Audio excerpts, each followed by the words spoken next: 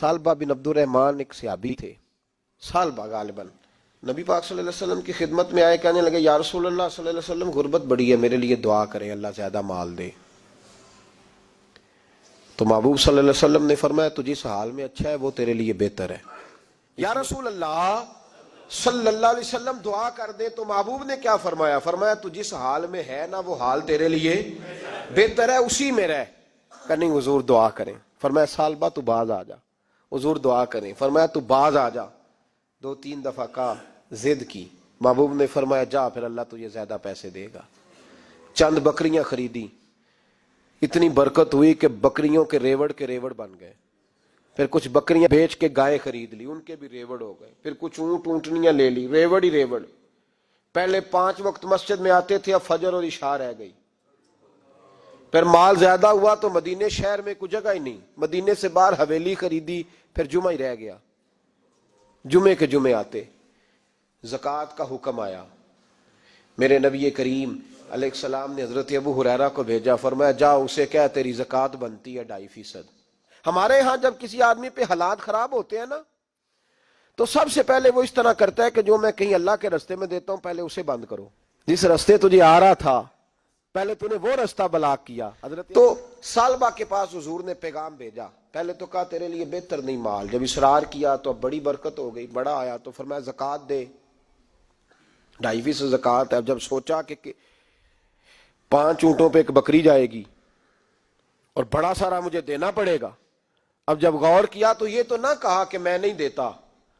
हजरत अबू हुरैरा से कहने लगे नबी करीम अलैहिस्सलाम की खिदमत में अर्ज करना कि मैं खुद आऊंगा। हजरत अबू हुरैरा ने आके अर्ज की या रसूल अल्लाह सल्लल्लाहु ताला अलैहि वसल्लम, हुजूर वो कहते थे मैं खुद आऊंगा।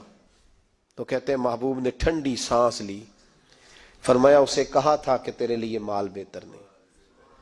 अब हलाक हो गया, हाय अफसोस, हलाक हो गया। उनको भी थोड़ी देर के बाद एहसास हुआ कि ये मैंने क्या किया। नबी पाक को कह दिया नहीं है, हुजूर को कह दिया बाद में आऊंगा। अब दौड़े आए, अर्ज की हुजूर मैं सारा कुछ लेके आया हूं, कबूल कर ले। महबूब ने फरमाया गोया बिलाल हबशी की खुश्क खजूर भी कबूल है, और सुहैब रूमी एक अट्टी बान की लाए तो वो भी कबूल है, और अम्मार बिन यासर और मुसअब बिन उमैर अगर 2 दिनार दे जाए और कोई पुराना जोड़ा किसी सिपाही के लिए छोड़ जाए तो वो भी कबूल है। लेकिन तू अपना लाखों लेके चला जा, तेरा कोई नहीं कबूल, माफ कर दे। फरमाया जा माफ किया, पर पैसे लेके ना आना। अगले साल फिर आए, बंधे हुए हाथ है।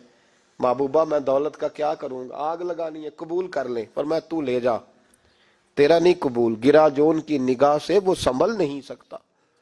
हुजूर ने विशाल जाहिरी किया तो जनाब सिद्दीक अकबर के पास आए, लाखों का माल, अबू बकर कबूल कर लो।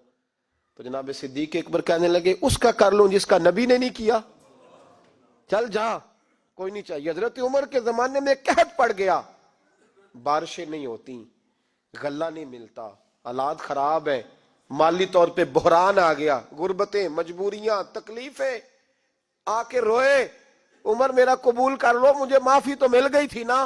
फरमाया माफी अपनी जगह पे, पर जिसका मुस्तफा ने कबूल नहीं किया। बहुत सारे लोगों को पता ही नहीं कि उनका कबूल ही नहीं हुआ, और वो उलझे हुए, उन्हें खबर ही नहीं कि असल बात क्या है।